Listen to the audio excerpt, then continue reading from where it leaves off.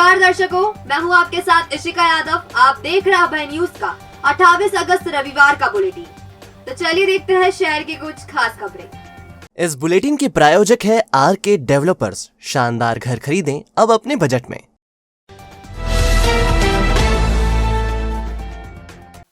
उन्हेल के पास कर्नावत मार्ग पर गंभीर नदी पर रविवार दोपहर 2 बजे रपट पानी होने के कारण एक ट्रैक्टर बह गया।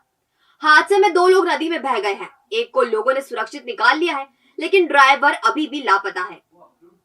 पिपलिया सारण के 45 वर्षीय शंकरलाल आंजना अपने साथी नानूराम पिता हीरा लाल के साथ ट्रैक्टर से उन्हेल जा रहे थे। इसी दौरान गंभीर नदी की पुलिया पार करते समय अचानक ट्रैक्टर का संतुलन बिगड़ गया और ट्रैक्टर नदी में जा गिरा। हादसे की सूचना मिलते ही नदी के तट पर लोगों का मेला लग गया। राहगीरों ने 70 वर्षीय नानूराम को तो बचा लिया, मगर ट्रैक्टर ड्राइवर शंकर लाल का अभी तक कोई पता नहीं चला है। इतना बड़ा हादसा होने के बाद भी राहगीर पानी से भरी पुलिया पार करने से नहीं चूक रहे थे।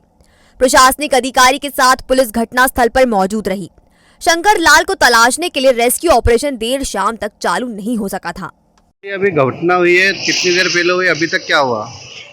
2 बजे करीब की घटना है। ट्रैक्टर पे 2 व्यक्ति जो है कर्नावत पुलिया पे गंभीर नदी का पानी ठीक था, उसमें पुल के नीचे गिर गया था। उसमें एक व्यक्ति तो तैर के बाहर आ गया, वो भी स्वस्थ है, और एक व्यक्ति का भी दबे होने की संभावना है उसकी। पानी नदी में ज़्यादा है, इसलिए रेस्क्यू किया जा रहा है, प्रयास किए जा रहे हैं। तो रेस्क्यू टीम अभी तक पहुंची नहीं कि अभी आ गई, क्या उसके लिए आपने करा? रेस्क्यू टीम के लिए वहाँ सूचना कर दी थी, होमगार्ड उज्जैन को तो आ रही टीम, बाकी लोकल एक्शन में प्रयास जारी है। अभी तक लाश का कोई पता नहीं था? नहीं, अभी उस बारे में कोई सूचना नहीं है कि व्यक्ति की दबा हुआ है या बह के अंदर आगे चला गया है। क्या नाम था और कहाँ का था सर वो? शंकर लाल करके व्यक्ति है, पिपलिया सारण गाँव का है। अच्छा। तरफ से एक ट्रैक्टर लेकर एक ट्रैक्टर चालक और उसके साथ में एक दादा बैठे थे। पुलिया जो गंभीर नदी है उसके पुल से पानी जा रहा था, उसमें ट्रैक्टर उन्होंने कूदा थी, ट्रैक्टर से दे गए थे। इसमें से एक को निकाल लिया है और एक की लाश शायद ट्रैक्टर के नीचे दबी होने की शंका है। अभी पानी का बहाव तेज है, इसलिए अभी बचाव कार्य स्टार्ट नहीं हुआ है। सर रेस्क्यू टीम अभी तक आई नहीं? उज्जैन से टीम रवाना हो गई है, जल्द ही पहुंचने वाली है। टीम के आने के बाद फिर रेस्क्यू करेंगे। ये जो ट्रैक्टर के नीचे दबा हो, इसका क्या नाम है सर? ये शंकर सिंह पिता अंबाराम आंजना है, निवासी पिपलिया सारण का। और जो इसमें बच गया, मतलब एक इसके साथ में था, वो नानूराम है, वो उसको निकाल दिया है सुरक्षित। मैं आया था नदी देखने कि मेरी गाड़ी प्याज की जो जा रही थी, मैंने क्या रास्ता देख के आ जाऊँ, पानी उतरा के नहीं उतरा।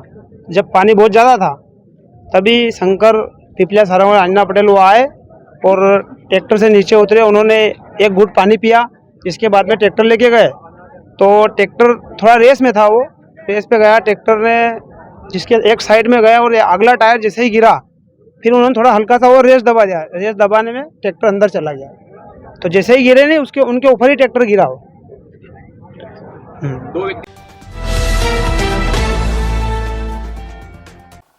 जिला अस्पताल परिसर में डॉक्टर के घर चोरी को अंजाम देने वाले बदमाश पारधी गिरोह के और रिश्ते में जीजा साले निकले। आरोपियों से पूछताछ की जा रही है। गुरुवार शुक्रवार की रात माधवनगर अस्पताल के प्रभारी डॉक्टर विक्रम रघुवंशी के जिला अस्पताल परिसर स्थित आवास में चोरी को अंजाम दिया गया था। पुलिस ने इस मामले में 2 बदमाशों को हिरासत में लिया है। यह बदमाश पारधी गिरोह के हैं और इनके नाम हरभजन पिता सुखराम 40 वर्ष और राज पिता बिज्जू 25 वर्ष निवासी गदापुलिया प्रेमनगर है। पुलिस ने उनकी निशानदेही पर कुछ माल बरामद किया है। बाकी माल की जब्ती के प्रयास किए जा रहे हैं। बताया जा रहा है कि दोनों के खिलाफ शहर के कुछ थानों में पहले से अपराध दर्ज है। विदित हो कि दोनों ने डॉक्टर रघुवंशी के आवास में पीछे की बाउंड्री वॉल कूदकर प्रवेश किया था।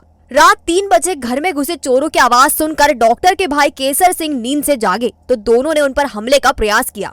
आरोपी 2 पैंट, 1 मोबाइल और सोने की चेन चुराकर भाग निकले थे। इन्होंने पथराव भी किया था।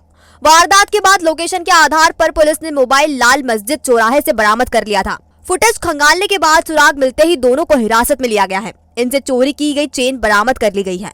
संभावना जताई जा रही है कि पूछताछ में कुछ और वारदातों का सुराग मिल सकता है। हमारे द्वारा सक्रियता से आरोपियों की तलाश की गई।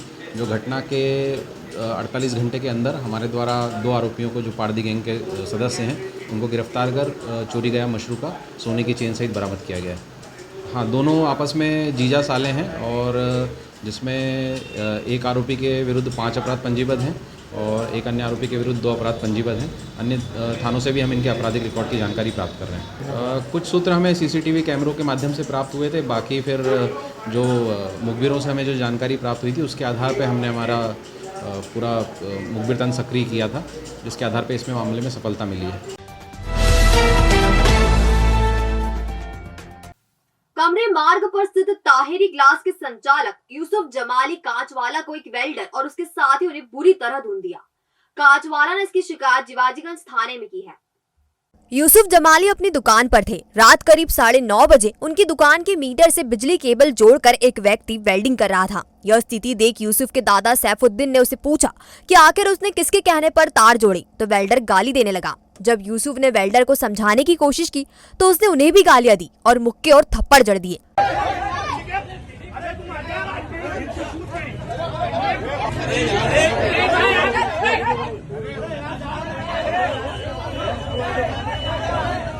यह देखकर यूसुफ के चाचा मुर्तजा कांचवाला आए तो वेल्डर चला गया, लेकिन थोड़ी ही देर बाद वो अपने 5 से 6 साथियों के साथ लौटा और लात, घूसे और मुक्के से मारापीटी शुरू कर दी। करीब 10 मिनट तक चली मारापीटी के बाद आरोपी तब हटे जब यूसुफ के अंकल हसन भाई, गुड्डू और उनके दादा सैफुद्दीन ने बचाव किया।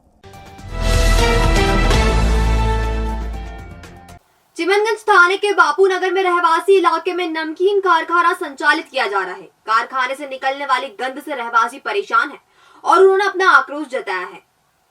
बापू नगर में विष्णु बारवाल नामक व्यक्ति अंजुश्री नमकीन कारखाना संचालित करता है। कारखाने के कारण पूरे क्षेत्र में गंध फैली रहती है। यह गंध तेल और मसालों की होती है। इस वजह से रहवासी खासे परेशान है और उन्होंने अपनी आपत्ति भी दर्ज करा दी, लेकिन संचालक सुनने को तैयार नहीं है।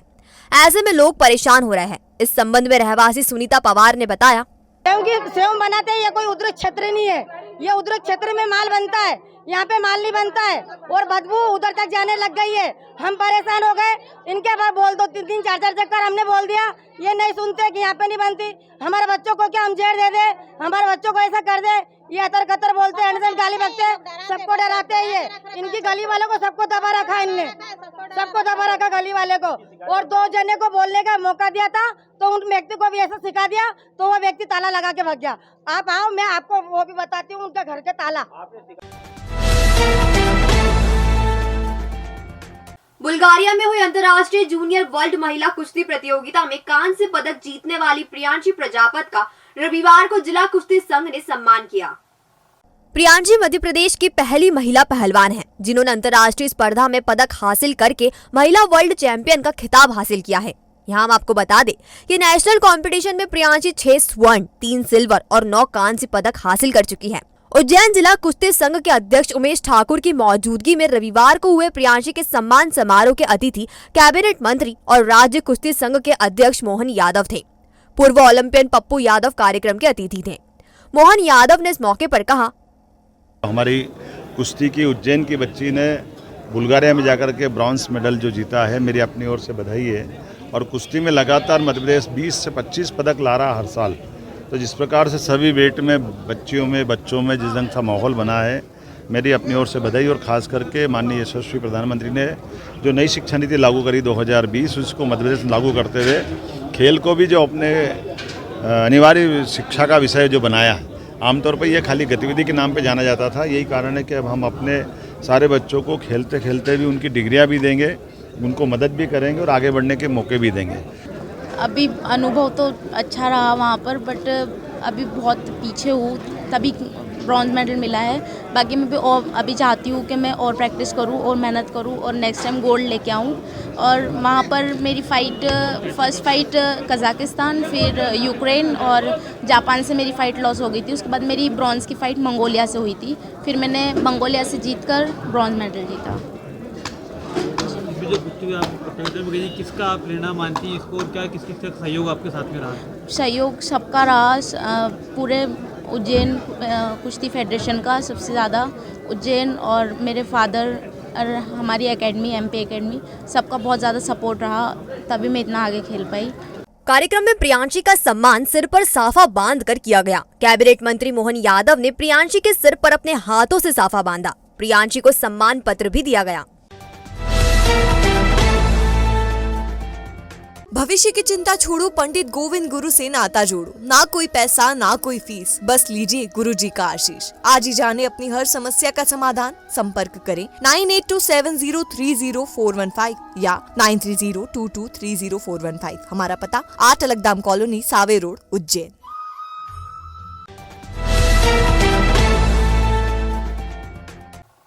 घटिया तहसील के मालीखेड़ा के रहने वाले एक युवक ने शनिवार रात नशे की हालत में कीटनाशक पी लिया। गंभीर हालत में उसे जिला अस्पताल में उपचार के लिए भर्ती कराया गया है। मालीखेड़ा का रहने वाला कालू सिंह पिता सौदान सिंह मालीखेड़ा में ही जसवंत सिंह डोडिया के पोल्ट्री फार्म का कर्मचारी है। शनिवार रात कालू सिंह जसवंत सिंह को यह बोलकर निकला था कि थोड़ी देर बाद में लौट आऊंगा। जब वह रात भर नहीं लौट कर आया तो जसवंत सिंह ने कालू सिंह के घर पर जाकर जानकारी ली तो कालू सिंह गंभीर हालत में घर में मिला। बेहोशी की हालत में कालू सिंह को इलाज के लिए जिला अस्पताल लाया गया है। यहाँ उसका इलाज चल रहा है। आशंका जताई जा रही है कि कालू सिंह ने शराब के साथ कोई जहरीला पदार्थ पी लिया है।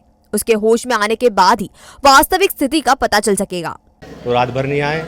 सुबह उनको घर पे मैंने फ़ोन लगाया, उनके घर वाले ने फ़ोन उठाया, उनने उनको भेजा, आए, इन्होंने पानी भर दिया, चाय बनाई, हमने दोनों ने चाय पी। इसके बाद में बोले मैं आता हूँ विमल लेके, गाड़ी लेके गए और इसके बाद में मैं सो गया। इसके बाद में क्या पता इन्हें शराब पी, क्या पता मेरे को मालूम ही नहीं है। फिर सुबह उठा मैं जल्दी 6 बजे, देखा तो ये सोए। मैंने हिलाया जाके कालू सिंह, उन्होंने बोलना बंद कर दिया।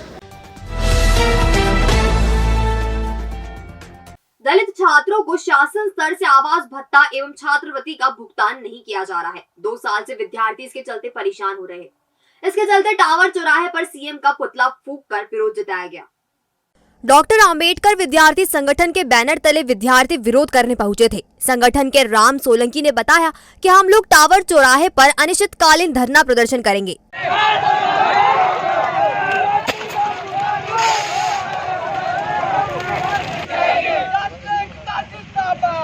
जब तक हमारी मांगे पूरी नहीं होती हम लोग धरने से नहीं उठेंगे। प्रदर्शनकारियों ने सीएम शिवराज सिंह चौहान का पुतला जलाया और तहसीलदार अनिरुद्ध मिश्रा को ज्ञापन सौंपा।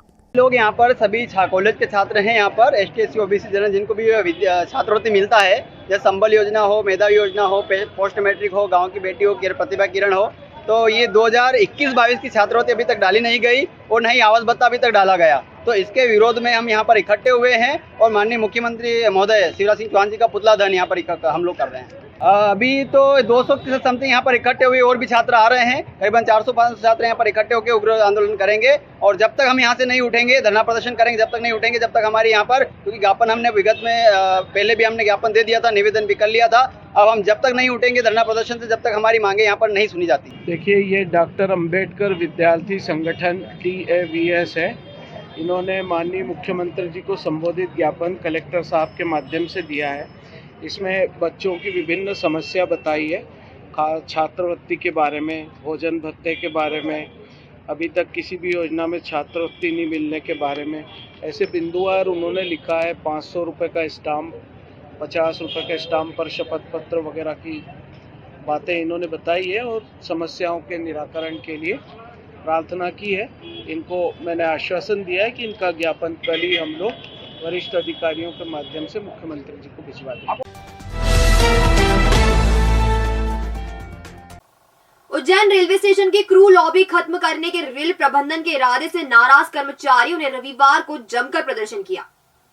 एकीकृत क्रू लॉबी को रेलवे प्रबंधन बंद करने की तैयारी कर रहा है। उज्जैन रनिंग स्टाफ एवं मुख्यालय को समाप्त करने की इस कोशिश का वेस्टर्न रेलवे एम्प्लॉयज यूनियन मंडल अध्यक्ष SS शर्मा के नेतृत्व में विरोध प्रदर्शन किया।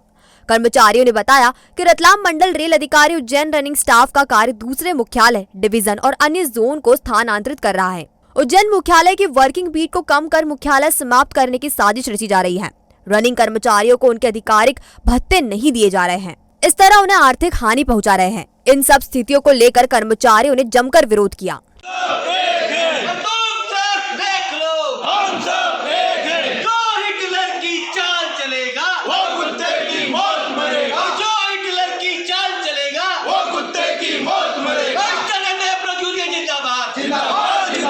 इसको लेकर रेलवे पीने में बात की गई, नहीं हो रहा है। दूसरी बात कि जो गाड़ियां हमारे हेडक्वार्टर की हैं, जो गाड़ियां हम अपने हेडक्वार्टर से चलाते आए हैं अभी तक, वो गाड़ियों को दूसरे हेडक्वार्टर को और दूसरी रेलवे को देने का काम रेल प्रशासन कर रहा है।